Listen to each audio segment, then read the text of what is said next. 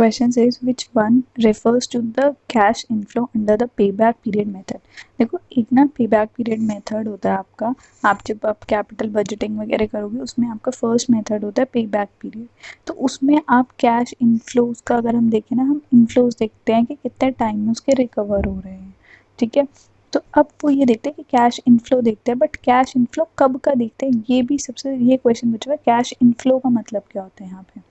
देखो चार ऑप्शन दिए हैं, cash flow before depreciation and taxes, cash flow after depreciation and taxes, cash flow after depreciation but before taxes, option D cash flow before depreciation and after taxes. देखो अगर एक hierarchy बताई जाए ना, जब आपके एक तरह से आपका प्रॉफिट अराइज होता है, ठीक है, सबसे पहले उसमें कोई अभी डिडक्शंस नहीं हुई हुई, तो प्रॉफिट अराइज होता है, तो उसमें हम क्या करते हैं, सबसे पहले प्रॉफिट में से हम डिप्रिसिएशन को माइनस कर देते हैं।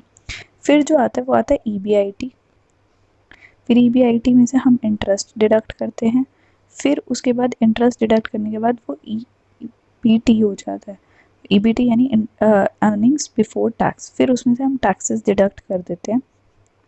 और फिर आपका ये पीएटी यानी ईएटी भी आ जाता है, जिसे हम पैट भी बोलते हैं, प्रॉफिट्स आफ्टर टैक्स और अर्निंग आफ्टर टैक्स। और फिर हम बेसिकली क्या करते हैं, ईएटी में से हम डिप्रिसिएशन को दोबारा ऐड करते हैं। क्यों करते हैं, क्योंकि डिप्रिसिएशन ना आपका एक नॉन कैश एक्सपेंडिचर होता है, यानी कुछ खर्चा नहीं हुआ उसको, वो नॉन कैश है लेकिन खर्चा है, लेकिन वो पेमेंट नहीं दी गई। जैसे आपकी कोई कार थी, लेट्स से वो आप 1 लाख की लाए थे, लेकिन अगले ही महीने उसकी वैल्यू 80,000 हो गई, ठीक है, तो वो एक नॉन कैश खर्चा है, 1 लाख से 80,000 होगी उसकी वैल्यू, 20,000 का क्या हो रहा है, एक एक्सपेंडिचर है, बट उसकी पेमेंट आपने नहीं करी है, तो इसलिए हम क्या करते हैं, डिप्रिसिएशन को ऐड कर देते हैं। अब क्वेश्चन माइंड में ये राइज होता है कि डिप्रिसिएशन हमने अगर यहाँ ऐड ही करना था तो हमने यहाँ सब्ट्रैक्ट ही क्यों करा। कॉमन सी बात है, या तो हम सीधे हायरार्की ऐसे ही चला लेते, हम ना ऐड करते ना हम लेस करते, लेकिन नहीं, इससे पता है क्या होता है, इससे जब आपका आंसर गलत हो जाता है। कैसे, लेट्स से अगर आपका प्रॉफिट है 1000 रुपीज़, आपका टैक्स है इसके, आपका डिप्रिसिएशन है 100, ठीक है, तो ये कितना बैठ गया 900 अप्रॉक्स, फिर उसमें से आपने 100 इंटरेस्ट डिडक्ट करा, हो गया 800, फिर आपने मान लो टैक्सेस डिडक्ट करे, वो थे 50%, तो ये हो गया 400, आपका यहाँ 400 आया, प्लस अगर हम डिप्रिसिएशन, अगर हमने कहा ना कि आपको डिप्रिसिएशन ऐड करना है, जो हमने डिप्रिसिएशन यहाँ पे करा था 100 का, तो ये इससे रिजल्ट आ रहा था 500 से, 500 आंसर। वेयर एज अगर हम डिप्रिसिएशन को ना ऐड ना लेस करते ना हम ऐड करते, तो क्या होता 1000 माइनस, सीधा डायरेक्ट हम इंटरेस्ट माइनस कर देते हैं 100 की, तो वो हो जाता 900, माइनस आपका 450 हो जाता है, क्योंकि 50% टैक्स रेट था एजम्पशन से, तो इससे क्या आ रहा है, आपका आंसर जो है 450 आ रहा है।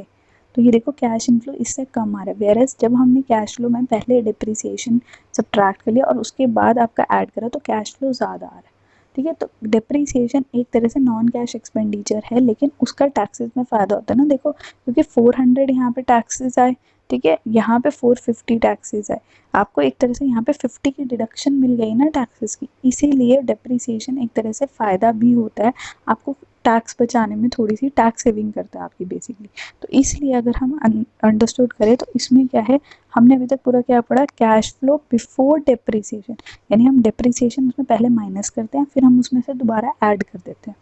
Cash flow before depreciation and after taxes, taxes तो हम डिडक्ट करते ही करते हैं, तो इसका करेक्ट आंसर क्या बैठ गया आपका, option D, that is your cash flow before depreciation and after taxes.